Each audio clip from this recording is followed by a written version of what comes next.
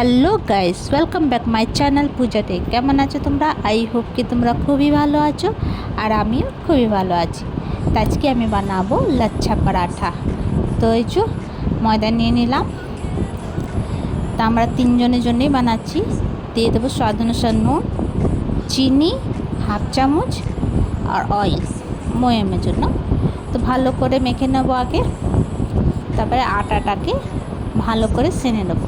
पर बेसी गिल्ला सेनबो ना, एकटूखानी टाइट ना, टाइट ना ढिला, मतलब मीडियम टाइपर। तो चलो आटाटाके सेने आसছি ভালো করে। তো এমনিভাবে একবার বানিয়ে কিও। দেখো আমার আটা সানা হয়ে গেছে। তো এইভাবে আটা সেনে এবং আমি রেস্ট করতে রেখে দেবো 10 से 15 মিনিটের জন্য। 10-15 মিনিট পরে আবার আসলাম। তো এই যে স্টার্ট হয়ে গেল লাচ্ছা পরাঠা বানানোর জন্য। তো আমি একটা লইয়া কেটে নিলাম। এবার আমি একটু তেল লাগিয়ে বেলে নেব।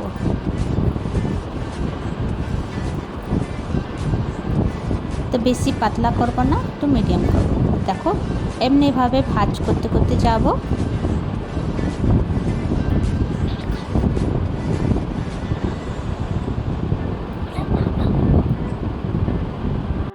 তারপরে এভাবে মুড়িয়ে দেব। তারপর আর পরে একটু তেল দিয়ে আবার হালকা হাতে বেলে নেব। বেশি কষে বেলবো না, হালকা হাতে বেলে নেব।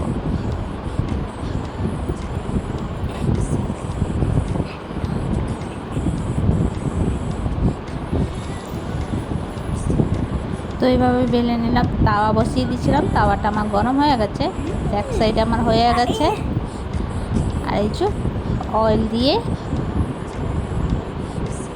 এবার উলট পুলট করে লাল লাল করে ভেজে নামিয়ে নেব। তো এইভাবে সমস্ত লাচ্ছা পরাঠাটা বানিয়ে নিই। চলো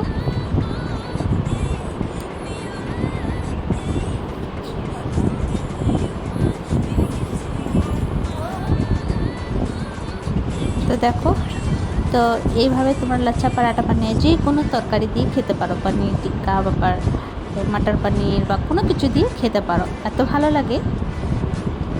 তো চলো আমার লাচ্ছা পরাঠা রেডি। এই যে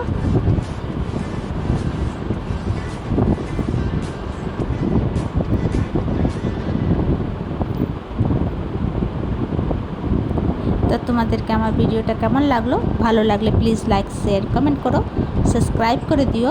আবার নতুন ভিডিওর সঙ্গে দেখা হবে। তো তোমরা সবাই ভালো থেকো, সুস্থ থেকো। দেখছো কত সুন্দর করে ছেড়ে ছেড়ে দিচ্ছে।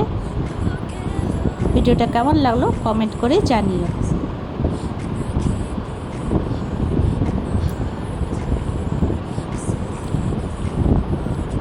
ভিডিওটা এখানে শেষ করছি। Bye bye, take care.